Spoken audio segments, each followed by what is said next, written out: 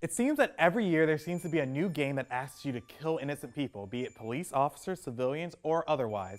I'm going to take this opportunity to pick on 2015 indie hit Party Hard. Party Hard is an action stealth game in which you start out by playing a man named Darius. In this game, Darius has found it difficult to sleep because of his neighbors' loud parties. So like any sensible person, Darius decides to sneak over and kill all of them. So the game makes you kill innocent people whose only fault was deciding to have a house party next to a homicidal maniac.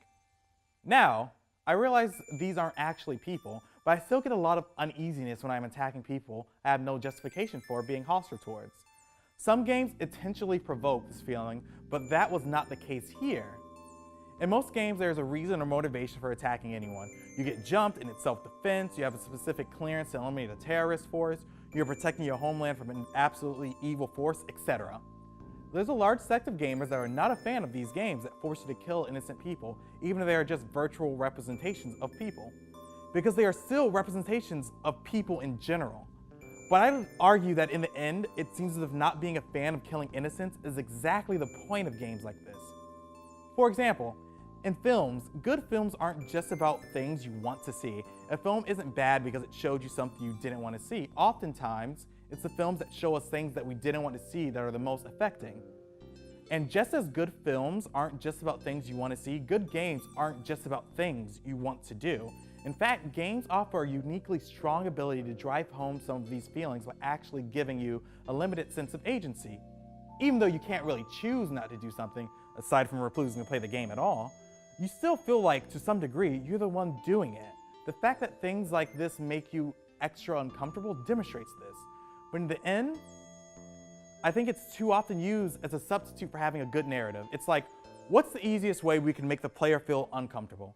Then they do it. It's such a common trope, it eventually loses impact, and it's the most low-hanging of low-hanging fruit in a lot of cases, especially in games like Modern Warfare 2 and the No Russian mission.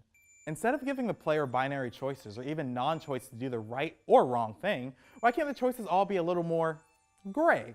I think both The Witcher and Dragon Age Origins do that a lot better, since choices often come with unintended consequences way later down the road.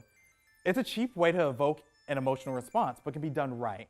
There's a trope called "But Thou Must," which is all about this. While forcing you to kill innocents isn't always a bad thing, you have to actually be personally invested in it. People say the 2012 hit Spec Ops: The Line did this really well, and I tend to disagree. In Spec Ops: The Line, the player is given a choice that forced you to kill innocent people. It was done terribly because they forced you to use the white phosphorus, which is actually a very terrible weapon. And after that, they pretty much had a bunch of cutscenes which basically screamed at you, "You did bad thing, feel bad about it," as opposed to giving the player time to reflect on it.